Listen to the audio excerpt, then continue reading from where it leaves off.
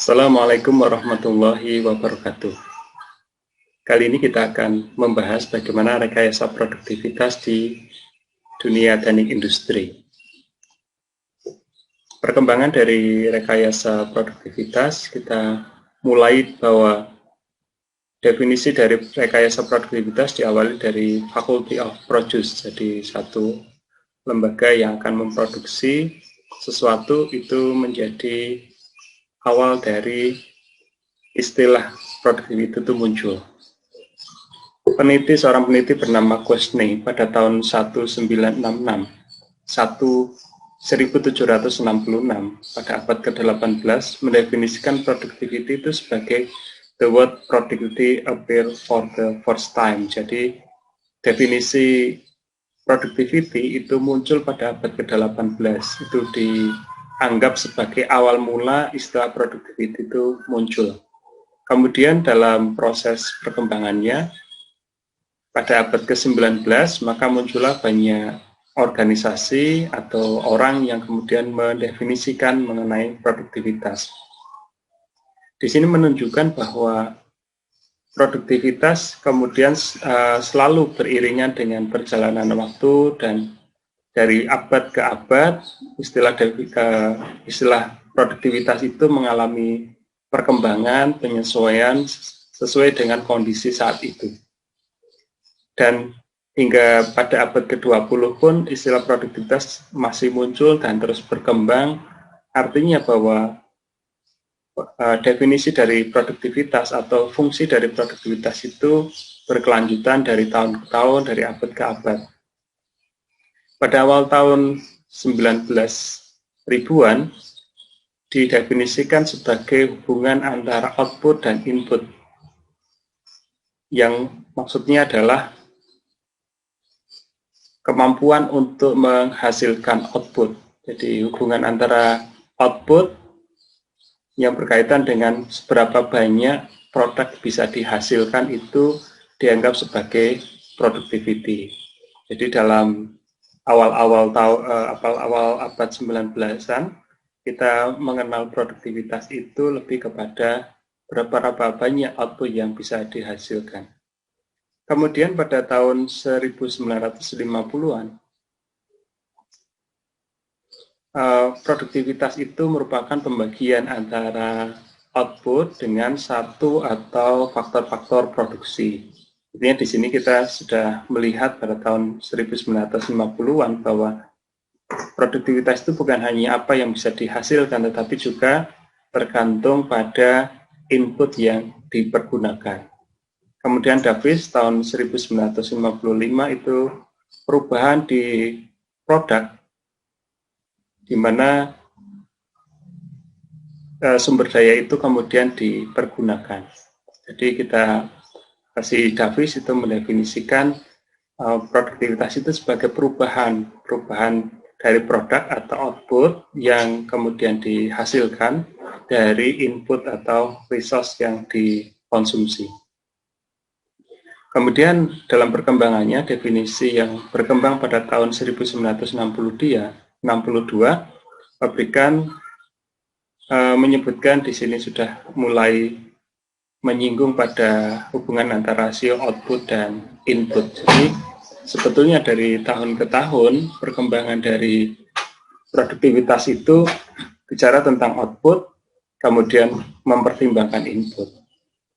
Pada tahun 1965, Kendrick dan Kramer itu mendefinisikan produktivitas sebagai functional definisi for partial, total factor dan total productivity. Di sini lebih detail lagi, produktivitas itu kalau sebelumnya itu lebih general bicara tentang output, kemudian mempertimbangkan input. Sekarang di sini dibagi, ternyata inputnya itu bisa berbagai macam, dan kita bisa mempertimbangkan keseluruhan, kita bisa total productivity atau sebagian, atau disebut sebagai parsial. Jadi karena kita sudah memahami bahwa input itu bisa beraneka ragam dan output yang dihasilkan itu juga bisa bervariasi, sehingga kita akan mempertimbangkan dari sudut pandang yang mana itu tergantung kita akan menggunakan konsep yang mana, apakah parsial ataukah total productivity.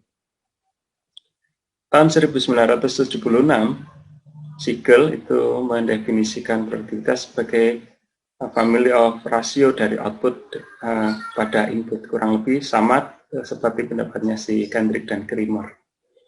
Dan tahun 1979, seorang peneliti yang bernama Suman itu mendefinisikan total productivity rasio dari tangible output terhadap tangible input. Jadi di sini bicaranya adalah rasio berkaitan dengan output dan input, tapi ditambahkan berkaitan dengan sesuatu yang tangible.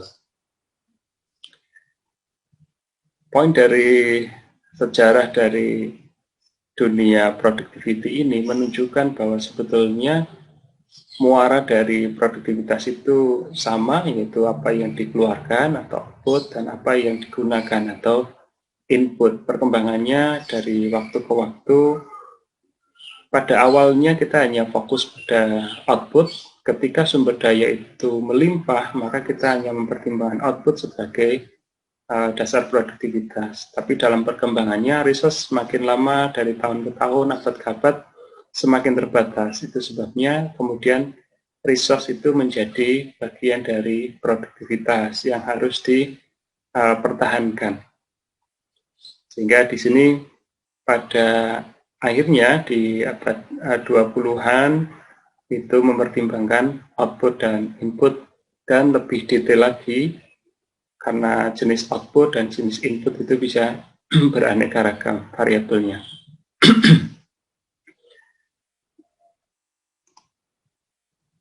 Nah, ada satu kesalahan kalau kita melihat dari perkembangan definisi dari produktivitas tadi, maka ada satu hal yang salah pahaman yang mengatakan bahwa produksi yang lebih tinggi itu berarti pasti menunjukkan produktivitas. Kalau kita mengamati sejarah tadi, bahwa produktivitas atau output saja itu bukan satu-satunya variabel yang mempengaruhi produktivitas, tapi ada input yang perlu dipertimbangkan, sehingga common misuse dari istilah produktivitas itu seringkali ketika definisi awal di awal-awal yang hanya mempertimbangkan output saja itu yang dijadikan dasar produktivitas. Padahal seperti yang kita ketahui dari tahun ke tahun resource itu semakin berkurang atau terbatas, sedangkan penggunaannya semakin besar. Oleh karena itu, ketidaktepatan penggunaan istilah produktivitas di sini bisa saja terjadi, tetapi boleh jadi karena pemahaman kita mengenai sejarah perkembangan itu belum memadai, sehingga greater productivity adalah aktivitas yang produksi itu adalah aktivitas untuk menghasilkan sesuatu, baik itu produk maupun jasa. Sedangkan productivity adalah efisiensi penggunaan dari sumber daya atau input dalam memproduksi output atau produk atau service. Jadi di sini produksi yang lebih tinggi, produksi yang lebih besar, bukan berarti tidak sama dengan productivity yang lebih besar, tidak equal. Kenapa ya? Karena variabel yang dipertimbangkan di sini satu, di sisi produksi, sedangkan di sisi productivity itu ada dua variabel, sehingga boleh jadi ketika variabel inputnya sama, maka greater produksi itu bisa equal dengan greater productivity jika inputnya dianggap sama. Nah, ketika inputnya tidak dianggap sama, maka boleh jadi greater productivity belum tentu akan menyebabkan produktivitasnya produksi yang lebih tinggi, bukan berarti meningkatkan produktivitas. Sebagai contoh, sebuah perusahaan elektronik yang dia memproduksi kalkulator itu membuat 10.000 kalkulator. dengan mempekerjakan 50 orang dengan jam kerja 8 jam per hari selama 25 hari kerja. Dengan seperti itu, kita ketahui bahwa perusahaan tersebut memproduksi 10.000 kalkulator. Kalau kita hitung produktivitas dari pekerjanya, maka output yaitu jumlah kalkulator dibagi dengan jam kerja yang dikonsumsi, yaitu 50 kali 50 orang kali 8 jam sehari kali 25 hari kerja. Kita dapat inputnya yang dialokasikan selama 1 bulan untuk memproduksi 10.000 kalkulator. Maka produktiviti dari pekerja adalah 1 kalkulator per orang per jam. Jadi dalam 1 jam orang dianggap bisa memproduksi 1 buah kalkulator.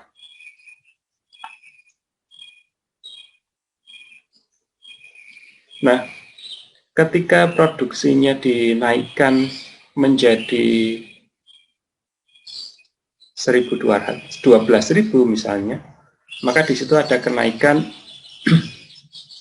12.000, maka di situ ada kenaikan 2.000 kalkulator. Tetapi jika employee-nya juga ditambah, di mana penambahannya itu adalah sebanyak 1 orang misalnya, dan 1 orang itu total jam kerjanya sama dengan 1 kali 8 kali 25. 8 kali 25 adalah 200, 1 orang dikalikan 200, berarti di situ ada 12.000 dibagi dengan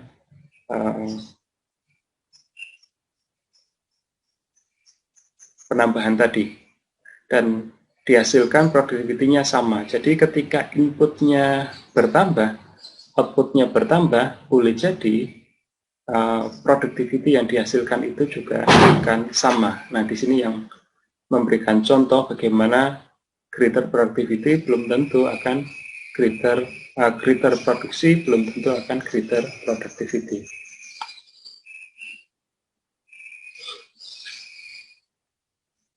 Jadi poinnya di sini adalah bahwa kesalahan dalam penggunaan istilah produksi dan productivity tadi itu terjadi karena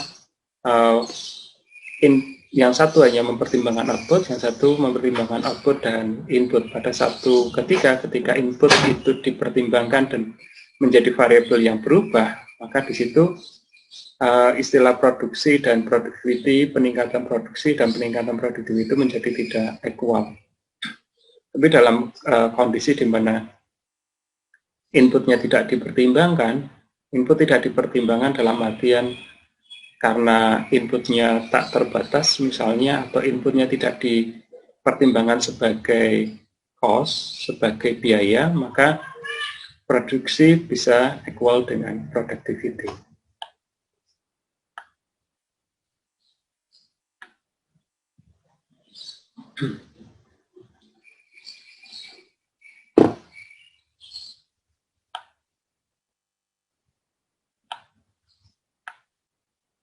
Jadi kesimpulannya, produksi yang lebih tinggi belum tentu sama dengan productivity yang lebih tinggi.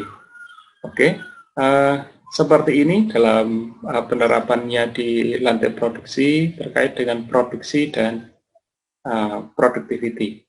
Jadi di zaman yang sudah seperti sekarang, di mana input selalu menjadi variabel yang terbatas, semakin lama akan semakin terbatas, tentu saja akan lebih bijak di dalam penentuan productivity itu mempertimbangkan input, dan sudah seharusnya seperti itu.